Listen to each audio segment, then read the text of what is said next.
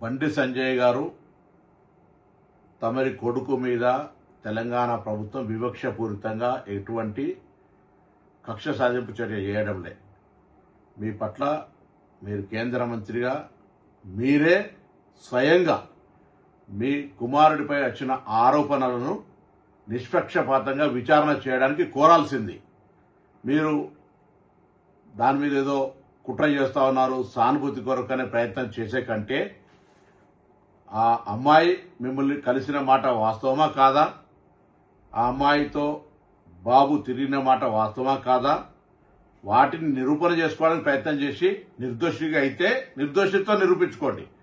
కానీ మీరు కేంద్ర హోంశాఖ సహాయ మంత్రి ఉండి ఒకవేళ పొరపాటు జరిగితే చట్టం తన పని తాను చేసుకుపోయే విధంగా ఉండాలని కోరుకుంటా ఉన్నా. ఇక్కడ ఎవరి పట్ల ఎవరికి తెలంగాణ ప్రభుత్వం వివక్ష లేదు.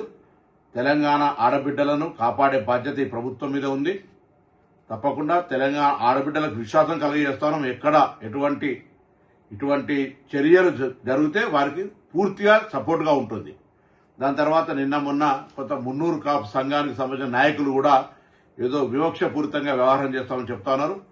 నాకున్న సమాచారం మేరకు ఆ అమ్మాయి కూడా సేమ్ మున్నూరు కాపు వర్గానికి సంబంధించిన అమ్మాయి అని తెలిసింది. కాబట్టి ఇందులో ఎవరిని బ్లేమ్ చేయడానికి వాడుతున్నటువంటి అంశం లేదు ఇందులో. కాబట్టి ఈ ముఖ్యమంత్రి గారు కూడా ఈ అంశం మీద విచారణకు ఆదేశించినారు. నిన్న ప్రధానమంత్రి గారి ప్రోగ్రాం ఉండడం వల్ల అందరూ కూడా అదే ఏరియాలో ఉండడం వల్ల కొంత ఒక రోజు ఆలస్యమై ఉండొచ్చు. కానీ ఆ కన్సర్న్డ్ డీసీపీ లేడీ ఆఫీసర్ తోటి విచారణ కొనసాగుతోంది. దోషి ఎవరు కూడా తప్పించుకొని పోలేరు, ఎంతటి పెద్దవాళ్ళైనా అనేటువంటిది ప్రభుత్వం అంతే కఠినంగా అంతే సీరియస్ గా వ్యవహారం చేస్తుందని గౌరవ ముఖ్యమంత్రి గారే స్వయంగా మరి డీజీపీ గారిని ఆదేశించినారు. తప్పకుండా ఆ కుటుంబానికి కూడా తెలంగాణ ప్రభుత్వం తెలియజేస్తున్నాం. ఎటువంటి ఆందోళన విచారణలో ఏదైనా నాయకత్వ ఒత్తిడి జరిగి మార్పు జరుగుతుందని మీరు అపోహపడే అవసరం లేదు. తప్పకుండా ఇది ప్రజాస్వామ్యం. మీకు జరిగినటువంటి అన్యాయంగా మీరు అది ఒకవేళ తప్పకుండా అటువంటి సంఘటనలు జరిగి ఉండుంటే దోషి మీద ఎటువంటి శిక్షకు వెనకాడిగే ప్రశ్న లేనేలేదు.